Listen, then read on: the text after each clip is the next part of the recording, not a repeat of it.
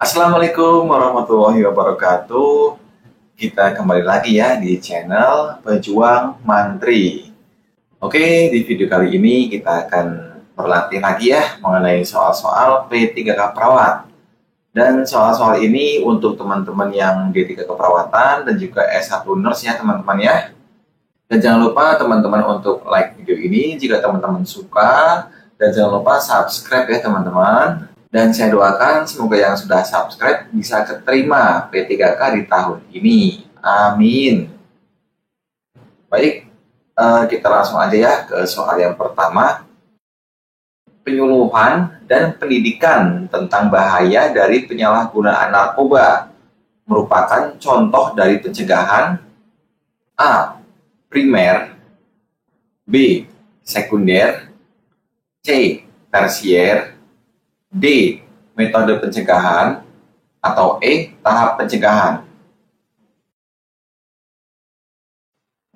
Jawabannya A, yaitu primer. Jadi pencegahan penyalahgunaan narkoba ya, ini ada 3. Yang pertama ada pencegahan primer, terus ada pencegahan sekunder, dan yang ketiga adalah pencegahan tersier. Untuk pencegahan primer, ini ditujukan pada anak-anak dan generasi muda yang belum pernah menyalahgunakan narkoba. Dan untuk kegiatannya, ini dilakukan dalam bentuk penyuluhan, penerangan, dan pendidikan. Terus yang kedua, ini ada pencegahan sekunder. Ini ditujukan pada anak-anak atau generasi muda yang sudah mulai mencoba-coba menyalahgunakan narkoba. Untuk kegiatannya, ini menitik beratkan pada kegiatan deteksi secara dini terhadap anak yang menyalahgunakan narkoba. Terus ada konseling perorangan dan keluarga pengguna juga. Terus ada bimbingan sosial melalui kunjungan rumah. Terus yang ketiga, ini ada pencegahan tersier. Ini ditujukan pada korban narkoba atau bekas korban narkoba. Untuk kegiatannya, ini dilaksanakan dalam bentuk bimbingan sosial dan konseling terhadap yang bersangkutan dan keluarga serta kelompok sebayanya. Penciptaan lingkungan sosial dan pengawasan sosial yang menguntungkan bekas korban untuk mantapnya kesembuhan, pengembangan minat, bakat dan keterampilan kerja, pembinaan orang tua, keluarga, teman di mana korban tinggal, agar siap menerima bekas korban dengan baik. Jangan sampai bekas korban kembali menyalahgunakan narkoba. Jadi di kasus ini ya, ini merupakan pencegahan yang primer. Karena ini dilakukan penyuluhan dan juga pendidikan tentang bahaya dari penyalahgunaan narkoba. Dan ini targetnya adalah anak-anak dan generasi muda yang belum pernah menyalahgunakan narkoba ya. Teman-teman bisa dibaca lagi penjelasannya ya. Terus kita ke soal yang kedua. Indikator kecamatan sehat yang ingin dicapai oleh puskesmas berdasarkan visi tercapainya kecamatan sehat menuju terwujudnya Indonesia sehat adalah kecuali A. Penurunan AKI dan AKN, B. Perilaku sehat, C. Lingkungan sehat, D. Derajat kesehatan penduduk kecamatan, atau E. Cakupan pelayanan kesehatan bermutu. Jawabannya A. Ini yang kecuali ya teman-teman ya, yaitu penurunan AKI dan AKN. Jadi visi pembangunan kesehatan yang diselenggarakan oleh puskesmas adalah tercapainya kecamatan sehat menuju terwujudnya Indonesia sehat ya. Terus kecamatan sehat ini adalah gambaran masyarakat kecamatan masa depan yang ingin dicapai melalui pembangunan kesehatan. Dan untuk indikator kecamatan sehat yang ingin dicapai ini mencakup 4 indikator utama, yaitu lingkungan sehat, terus ada perilaku sehat, cakupan pelayanan kesehatan bermutu, dan yang terakhir derajat kesehatan penduduk kecamatan. Baik, soal yang ketiga ya. prinsip penyelenggaraan puskesmas berdasarkan Permenkes nomor 43 tahun 2019, kecuali A. Pertanggungjawaban wilayah, B. Keterpaduan dan kesinambungan, C. Kemandirian masyarakat, D. Rujukan, atau E. Teknologi tepat guna. Jawabannya D, yaitu rujukan. Jadi di sini ada 6 prinsip penyelenggaraan puskesmas ya. Ini berdasarkan Permenkes nomor 43 tahun 2019.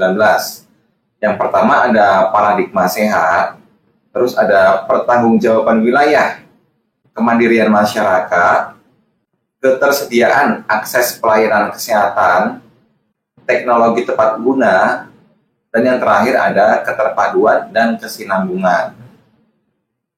Oke, di kasus ini yang kecuali ya. Jadi yang salah adalah rujukan. Jawabannya D ya, rujukan. Terus soal selanjutnya, Hari Posyandu Nasional diperingati setiap tanggal A. 29 April, B.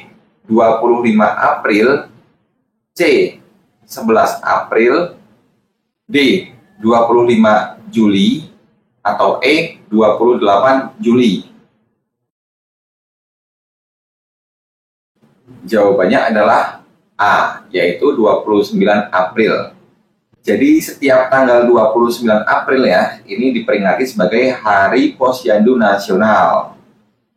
Posyandu menjadi salah satu bentuk upaya kesehatan bersumber daya masyarakat atau disingkat UKBM yang dikelola dari, oleh, untuk, dan bersama masyarakat agar bisa memberikan pelayanan kesehatan dasar.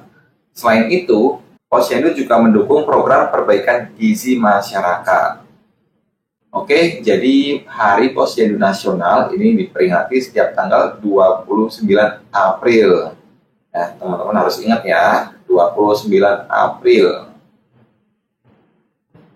Baik, soal selanjutnya ya.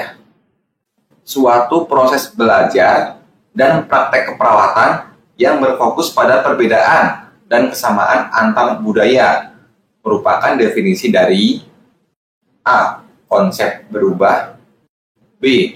Transkultural nursing, C.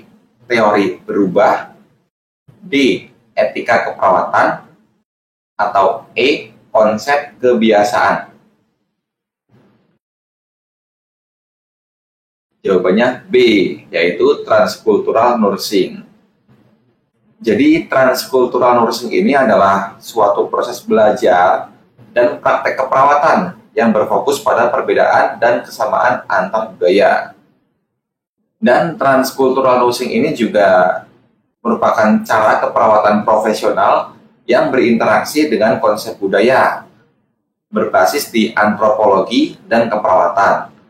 Hal ini didukung oleh teori keperawatan, penelitian, dan juga praktek. Soal selanjutnya, seseorang yang mengalami infeksi akan mengalami beberapa tanda dan gejala, di antaranya rubor, tumor, dolor, kalor, serta fungsioleisa. Pertanyaannya, apakah yang dimaksud dengan rubor? A. Nyeri, B. Panas, C. Kemerahan, D. Perubahan jaringan, atau E. Bengkak. Jawabannya C ya, yaitu kemerahan. Oke, teman-teman masih ingat ya materi-materi perkuliahan, jadi kan pastikan teman-teman udah pernah mendapatkan materi seperti ini ya. Ini untuk review aja. Untuk rubor ini adalah kemerahan, tumor ini bengkak, dolor adalah nyeri, kalor itu panas, dan fungsioleisa itu perubahan jaringan atau perubahan fungsi jaringan. Oke, mungkin cukup sekian dulu ya video kita di kali ini. Nanti di video kedepannya kita akan membahas lagi mengenai soal-soal P3K perawat. Dan jangan lupa teman-teman yang suka dengan video ini, teman-teman bisa like dan juga subscribe ya.